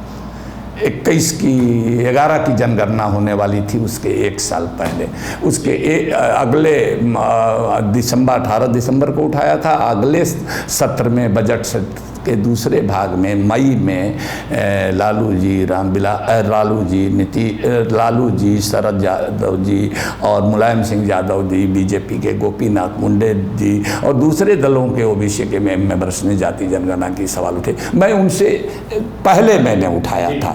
तो अब ये बात कांग्रेस के 140 के इतिहास में कोई आदमी दलित, पिछड़ों और आदिवासियों और पसमानदा मुसलमानों की बात इतनी मुखर होकर के कर रहा है, तो उस चीज़ ने हमको कहा कि भाई इस आदमी को का साथ देना चाहिए। जो आदमी इस नफ़रत के माहौल में कह रहा है कि हम निकले हैं 4000 किलोमीटर चलते हुए, कह रहा है कि हम नफ़रत के बाज़ार में मोहब्बत की दुकान खोलने निकले हैं, तो जाहिर है कि एक स्टंच जो सेकुलर आदमी है, प्रोग्रेसिव आदमी है, मुझे ही नहीं वो कहीं ना कहीं भाने लगा। तो हमने उनका साथ दिया है और जितना तक होगा मैं इतना ही कह सकता हूँ कि जब 2000 मैं था नीतीश जी के साथ तो वो 100 से ऊपर जाते थे, 100 पर आते थे, 100 से कुछ नीचे आते थे, लेकिन जब नीचे थोड़ा ही 2, 4, 5 नीचे आते थे। जब मैंने 2017 में छोड़ा और 20 में चुनाव हुआ तो 100 से आकर के 43 पर अटक गए, हाफ से भी ये थी। तो इस बार तो हम लगेंगे कि उनका सवाल नहीं है, सवाल ये है कि वो बीजेपी के साथ हैं। उनको हम कोशिश करेंगे कि अभी तो हाफ से कम हुए हैं, हम इस बार पूरा साफ उनको कर देंगे। और हम समझते हैं कि अंदर से बीजेपी भी उनको साफ ही करने के इरादे से की तरफ से काम कर रही है। तो सर दर्शकों से हम ये कह दें कि आप फिर आएंगे और हम लोग अगली कड़ी जरूर इस गुस्ताखी के लिए माफ़ी कि हमने एक मीटिंग में हमने और बार फ़ोन आ रहा है। हम लोग जारी रखेंगे ये बातचीत का सिलसिला और फिर एक नए एपिसोड के साथ अली अनवर अंसारी जी के साथ आएंगे और बहुत सारी बातें करेंगे इनके पास। जैसा कि मैंने पहले भी बताया कि ये पत्रकार भी हैं, समाज सेवी भी हैं, आंदोलनकारी भी हैं और राजनीतिज्ञ भी हैं। तो जानकारियों का खजाना है और उस पर हम लोग फिर विस्तार से बात करेंगे। धन्यवाद सर। बहुत शुक्रिया। बहुत